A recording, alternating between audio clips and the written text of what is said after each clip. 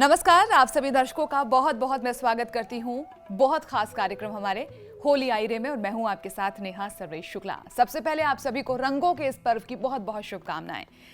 फागुन की बयार लाई रंगों का त्योहार, और मुझे पूरा यकीन है इस बात का कि इस त्योहार की तैयारियां आप लोगों ने कई दिनों पहले से करनी भी शुरू कर दी होंगी।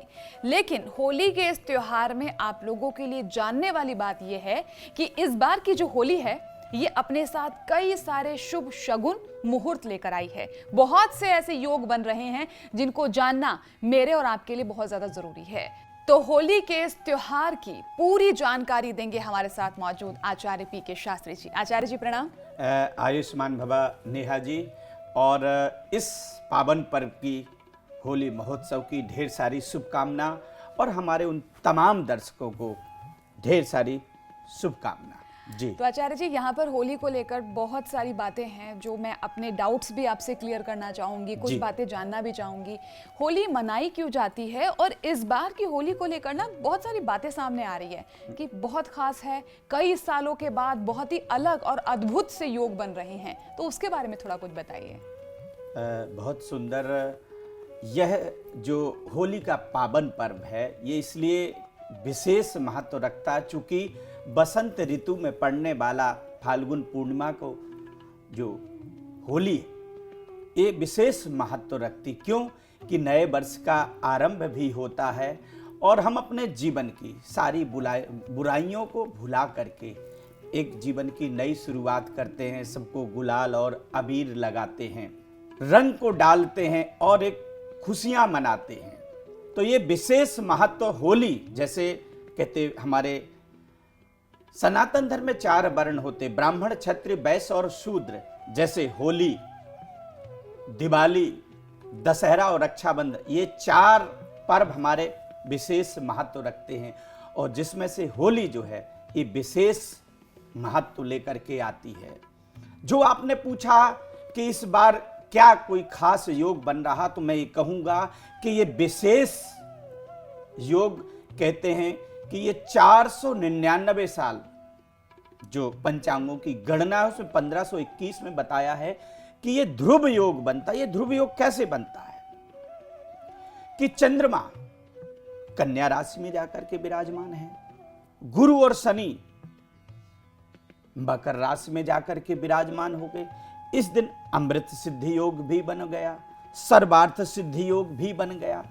तो यह अपने आप में एक बहुत बड़ा योग होता है, और यह जो योग है ये जीवन में एक बहुत महत्व कारक होता है। जो हम होली में पूजा करते हैं, होली में लोगों को जो रंग लगाते हैं, इसका भी एक बहुत बड़ा इस ध्रुव योग में महत्व होता है। उसकी एक वजह होती कि जब हम ये रंग अबीर और गुलाल लगाते हैं, लोगों पर रंग डालते हैं, तो हमारी प्रेम की जो भावना है वह इस योग में अधिक बढ़ जाती है। हमारी बुराइयां बहुत हद तक दूर चली जाती हैं और जीवन में एक सकारात्मकता, एक अच्छापन आ जाता है। और कहते हैं कि मन के हारे हार है, मन के जीते जीत। हम किसी भी पर्व को जितनी खुशी से मनाते हैं तो उससे आने वाला टाइम भी हमारे जीवन में खुशियां भर देता है। बहुत सुंदर योग का कॉम्बिनेशन आपने यहाँ पर अभी बता दिया है, और अभी दर्शकों को हम ये भी बताएंगे कि कैसे आप एक एक करके इन शुभ योगों का लाभ उठा सकते हैं। लेकिन उससे पहले आचार्य जी, होलाष्टक को लेकर मैं ज़रूर कुछ जानना चाहूँगी आपसे, क्योंकि मैंने बड़े बुजुर्गों को ये कहते हुए सुना है कि होलाष्टक में हमें बहुत सारी चीज़ों का ध्यान रखना चाहिए। तो पहले बताइए है क्या? बहुत सुंदर आपने प्रश्न पूछा है, चूंकि जो हमारे तमाम दर्शक हैं जो इस चीज को देखते हैं कि होलाष्टक लग गई हैं, होलाष्टक में कोई शुभ कार्य नहीं करना चाहिए, क्या नहीं करना चाहिए, ये तमाम भ्रांतियां लोगों के मन में होती है। होलाष्टक होते क्या हैं हम इस पर चर्चा करेंगे, परंतु अब होलाष्टक की चर्चा हुई है तो होलाष्टक में भगवान का स्मरण, भगवान की स्तुति बहुत महत्व रखती। तो सबसे पहले भगवान शिव की स्तुति कि गंगा तरंग रमणी यजटा कलापम गौरे निरंतर विभो सित वाम भागम नारायण प्रिय मदांग मदापहारम वाराणसीपुरपते भज विश्वनाथम। नेहा जी, ये भगवान की स्तुति थी, क्यों कि भगवान ने नरसिंह रूप धारण करके और हिरण्यकश्यप जैसे राक्षस का अंत किया था। तो जो होलाष्टक होते हैं 8 दिन कहते हैं, प्राचीन पौराणिक कथा है कि हिरण्यकश्यप के यहाँ पुत्र प्रहलाद हुए।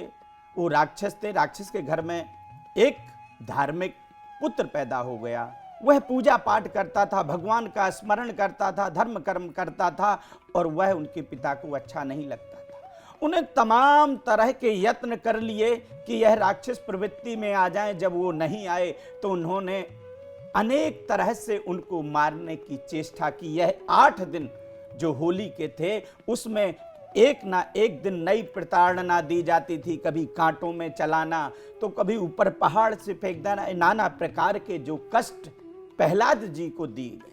तो यह जो होल अष्टक होते हैं 8 दिन पहले होली से, ये वो 8 दिन होते, प्रताड़ना के दिन होते। इस दौरान हम कोई भी शुभ कार्य नहीं करते। इसको कहते हैं कि ये अच्छे दिन नहीं है, और ये 8 दिन तक हम इसी कारण से होलाष्टक मनाते हैं। और जिस दिन होलिका जल जाती है, उसके अगले दिन द्वितीया तिथि जो चूंकि होलिका दहन होता है, उसके अगले दिन हम रंग और गुलाल की होली करते। द्वितीया से हमारे यहाँ शुभ कार्य की शुरुआत होती है। तो आचार्य जी, बहुत ही सुंदर आपने पौराणिक कथा बताई है ये, और मुझे लगता है अब तक हमें होलाष्टक के बारे में यही पता था कि बस शुभ काम नहीं करने, लेकिन इसकी कथा पौराणिक काल से जुड़ी हुई है, ये हमें आज पता चला है जी। अब हम बात कर लेते हैं होली के दिन जो पूजा विधि होनी है, जो शुभ मुहूर्त है उसके बारे में। क्योंकि जो हमारी माताएं बहनें हैं ना, वो कुछ लोग क्या है ना, होली की पूजा सुबह भी करते हैं, और जब फिर शाम को जब होली का दहन होता है तो 2 टाइम पूजा की जाती है। कुछ लोग सुबह करते हैं, कुछ लोग शाम को करते हैं। तो मुझे दोनों टाइम का मुहूर्त आप बताइएगा। पूजन का जो विधि होती है या पूजन का जो मुहूर्त होता है, वह एक बिल्कुल अलग होता है। एक होलिका दहन का जो मुहूर्त होता है वो अलग है, दोनों डिफरेंट होती है, और लोगों को नहीं पता होता है। तो शायद जो दर्शक हैं उनके दिल और दिमाग में ये प्रश्न जरूर आ रहा होगा, आपने जो यहाँ पर पूछा। तो मैं बताना चाहूँगा कि यह इस बार की जो होली, ये प्रातः काल 10 बजे से ही हमारी माताएं बहनें जो होली का होती है उसका पूजन किया जाता है। यह प्रातः काल मुहूर्त होता है। कई दफे लोगों के मन में होता है कि भद्रा है, तो इस पूजन में भद्रा का कोई महत्व नहीं होता। सिर्फ भद्रा का जो महत्व होता है होलिका दहन के समय किया जाता है। अच्छा, सुबह नहीं होता है? नहीं, होलिका दहन में भद्रा का वास देखना होता है, परंतु पूजा के समय नहीं। पूजा इसलिए की जाती है, पूजा का ये इसमें पौराणिक महत्व है कि जैसे भगवान ने प्रहलाद की रक्षा की थी होलिका से, कि होलिका जल गई और प्रहलाद जी बच गए, ऐसे ही हमारी माताएं बहनें प्रातः काल होलिका जो स्थापित हम किए रहते उसका हम पूजन करते। रोली से मौल अक्षत, आप देखते हैं कि कलावा या सफेद सूत चारों तरफ 5 बार या 7 बार परिक्रमा करके लगाया जाता है। अक्षत, पुष्प, धूप, दीप, नैवेद्य और नाना प्रकार के हम पकवान बनाते हैं। उसका विशेष महत्व होता है और फल हम भगवान को अर्पित करते हैं। और पूजन का एक ही विधान होता है, एक ही महत्व होता है कि भगवान जिस तरह से आपने जलती हुई अग्नि में प्रहलाद की रक्षा की थी, ऐसे ही हमारे परिवार की रक्षा हो। और वहां से माताएं बहनें अपने पति, अपने परिवार, अपने बच्चों के लिए भगवान से वर मांगती हैं। यह प्रातः काल 10 बजे से शाम के 4 बजे तक यह पूजन का मुहूर्त है। उसके पश्चात अब आ जाता है सायंकाल का मुहूर्त, जिस दौरान भद्रा ने, इस बार जो मुहूर्त है ये प्रदोष काल कहते हैं कि जब हमारा सूर्य छिप रहा हो और सायं की बेला भी प्रारंभ हो रही हो, उसको बोलते हैं प्रदोष काल। यानी 6 से 6:30 बजे के बीच में यह होलिका दहन का मुहूर्त प्रारंभ होता है और जाकर के रात्रि काल तक चलेगा। जरूरी नहीं कि एक ही टाइम पर सब लोग जलाएं, क्योंकि ये होलिका का जो मुहूर्त है इसमें हम अगर जिस टाइम एक सब कार्यों से निवृत्त हो, मन हमारा उत्साहित हो, प्रसन्न चित्त हो, उस दौरान होलिका का दहन करना। यानी लगभग 6:30 बजे से जी। शाम का मुहूर्त शुरू हो जाएगा। होलिका दहन में विशेष कुछ चीजें दी जाती हैं, जैसे कि होलिका के समय में नकारात्मक ऑरा या नकारात्मक ऊर्जा व्यक्ति के शरीर में प्रवेश करती हैं। इसका एक उदाहरण मैं भी दे दूंगा कि संगात सन जायते कामा। जैसे हम अच्छे लोगों के साथ में बैठे हैं तो हमारा एक माहौल अच्छा बन जाता है। हम थोड़ा नेगेटिव लोग के साथ में यदि बैठ जाते हैं तो हमारे शरीर के अंदर में एक नेगेटिव पन आ जाता है। ऐसे ही होलिका के समय में, चूंकि होलिका प्रहलाद को लेकर के बैठी थी, किस लिए कि वहां नकारात्मक ऑरा क्रिएट हो रही है कि उनको समाप्त करने के लिए।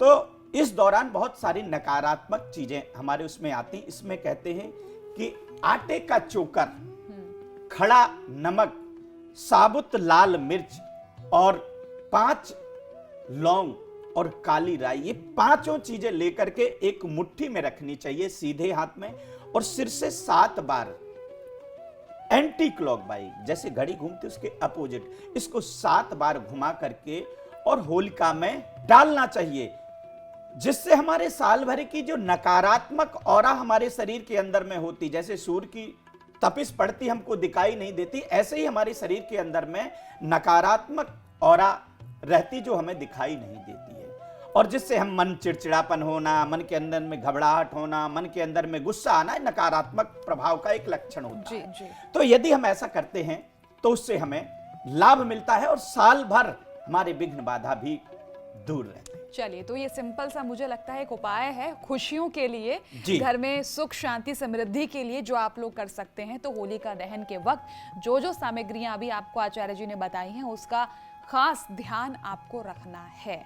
अच्छा आचार्य जी, यहाँ पर ना मुझे अचानक से याद आया है बच्चों को लेकर, जैसे जी। जिन बहुत ही जो छोटे बच्चे होते हैं, जैसे हाल ही में पैदा हुए या 1-1.5 साल या 3-4 साल के बच्चे, हाँ। कुछ बच्चों का मुंडन भी नहीं हुआ होता, जी। तो आमतौर पर घर के बुजुर्ग कहते हैं कि इनको चौराहे पर मत लेके जाना, घर से बाहर मत निकालना। बिल्कुल। तो जैसे अभी आपने बात की ना कि नेगेटिविटी, जो नकारात्मक ऊर्जाएं होती हैं, क्योंकि बच्चे बहुत सेंसिटिव होते हैं, जी। तो उन ऊर्जाओं से बच्चों को बचाने के लिए क्या कुछ सावधानियां इस वक्त पे हम लोग कर सकते हैं? देखिए यार, बिल्कुल हमारा धर्मशास्त्र कहता है कि ये चीजें जो हमारी पौराणिक चली आ रही, हमारे दादी, हमारे मम्मी या हमारे दादा बाबा जो ये चीज को करते थे, तो ये बिल्कुल वास्तविक में सत्य है, इसमें असत्यता नहीं है। कई दफे लोग बाग साइंस के मानने वाले होते हैं तो वो चीजें कहते कि नहीं ऐसा कुछ नहीं होता। मैंने आपको एग्जाम्पल पहले ही बता दिया कि नकारात्मक ऑरा का फर्क क्या होता है और सकारात्मक का प्रभाव क्या होता है। जी। खास करके जो छोटे बच्चे होते हैं, जिनका जन्म 2 महीना, 6 महीना, साल भर, 2 साल, 5 साल तक मुंडन नहीं हुआ है, कर्ण छेदन नहीं हुआ है, तो ऐसे में हम इस दौरान किसी चौराहे को क्रॉस करते हैं। सभी लोग अपनी नकारात्मक ऑरा को दूर करने के लिए कुछ ना कुछ धर्म कर्म करते हैं, पूजा पाठ करते हैं कि हमारी जो नकारात्मक ऑरा है वो हमारे यहां से निकले। यदि इस दौरान हम किसी चौराहे को छोटे बच्चे को लेकर के क्रॉस करते हैं या बाहर निकलते हैं या 4 लोगों के हाथ लगते हैं या 4 लोग बच्चे को देखते हैं, तो सावधानियां बरतनी होती, तो वहां पर नकारात्मक ऑरा होती है और उस ऑरा का प्रभाव खास करके जो छोटे बच्चे होते हैं उन पर ज्यादा पड़ता है। जी। तो इस दौरान यदि हमें जाना है, इस दौरान निकलना है या इस दौरान हमें कोई भी कार से जाना पड़ रहा है, तो कुछ सावधानियां होती, जैसे कच्चा कपूर किसी पेपर में फोल्ड करके रख दें। यदि यह भी नहीं कर पाते हैं तो थोड़ी सी काली सरसों ये भी बच्चे के साथ में पॉकेट में रख दें, कपड़े में बांध दें। यदि यह नहीं कर सकते हैं तो आटे का चोकर और नमक किसी व्हाइट कपड़े में बांध करके बच्चों के साथ में रख दें, तो जो नकारात्मक प्रभाव है वो बच्चों पर नहीं पड़ता है। और जब नकारात्मक प्रभाव नहीं पड़ेगा तो बच्चों के अंदर में एक सद्बुद्धि आती है, ज्ञान की गति बढ़ने लगती है। जैसे एग्जाम्पल बताना चाहूंगा कि एक वृक्ष जब बढ़ता है उसको रुकावट नहीं मिलती तो वह सीधा बढ़ता चला जाता है, सुंदर पुष्प भी देता है, सुंदर फल भी देता है। यदि बाद में वो थोड़ा सा टेढ़ा हो गया, झुक गया, अगर उसको हम सीधा करते भी हैं तो उसके अंदर में गांठ बन जाती है। तो ऐसे ही बच्चे छोटे होते हैं और इन नकारात्मक ऊर्जाओं से बचा करके चलना होता है। जी। खास करके होली के समय में इस तरह का ज्यादा माहौल रहता है ऑरा का। जी। अच्छा आचार्य जी, जैसे कि आमतौर पर जो त्योहार होते हैं, विशेष तौर पर जो पर्व होते हैं, उन पे हम कुछ मंत्रों का उच्चारण करते हैं, तो क्या आज के लिए भी कुछ ऐसा विशेष मंत्र होते हैं? जी हाँ, कहते हैं कि आज के दिन भगवान ने प्रहलाद की रक्षा की थी। क्यों? कि इस दिन बुराई का अंत होता है और एक अच्छाई की शुरुआत होती है। और जब कोई भी अच्छा, अभी आपने देखा कि हमने दिव्य स्तुति का क्यों प्रयोग किया, इसीलिए इस दिव्य स्तुति का प्रयोग किया गया कि भगवान साल भर जो नया साल आना है, क्योंकि उसके पश्चात ही आप देख रहे हैं कि नवरात्रों से हमारा नया वर्ष हिंदुओं का संवत्सर प्रारंभ हो जाता है, तो इस होली का जो महत्व विशेष मायने रखता है। और आज के दिन ओम नमो भगवते वासुदेवाय नमः इस मंत्र का 108 बार जाप करते हैं और 5 तुलसी के पत्ते भगवान को अर्पित करना चाहिए। और जो आपके पास में रंग या गुलाल होते हैं उससे उनका टीका किया जाता है। यदि हम ये चीजें करते हैं तो साल भर हमारे मन में, वचन में, कर्म में एक खुशियां और प्रसन्नता रहती है और लक्ष्मी सदा हमारे घर में वास करती है और हम निरोगी रहते हैं। जी। तो आचार्य जी ने जो बातें बताई हैं छोटी छोटी हैं, लेकिन इसका असर बहुत बड़ा हमें देखने के लिए मिल सकता है अगर हम प्रभु का ध्यान रखते हुए, उनकी शरण में जाते हुए ये सारे काम करते हैं। तो इसीलिए कहते हैं कि ये रंगों का त्योहार है, ये खुशियों का त्योहार है, ये मिलने मिलाने का त्योहार है। लेकिन कोरोना भी है तो हमें उसका ध्यान भी रखना है कि सोशल डिस्टेंसिंग के साथ मास्क लगाकर हम इस त्योहार को मनाएं, जितना हो सकता है दूरी बना के रखें। खैर आचार्य जी, मैं आपका बहुत बहुत शुक्रिया करना चाहूंगी, बहुत बहुत धन्यवाद। आपको भी बहुत बहुत धन्यवाद। जो तमाम दर्शक के दिल और दिमाग में जो क्वेश्चन थे, और शायद उन क्वेश्चनों को लिया तो हमारे दर्शक भी खुश होंगे।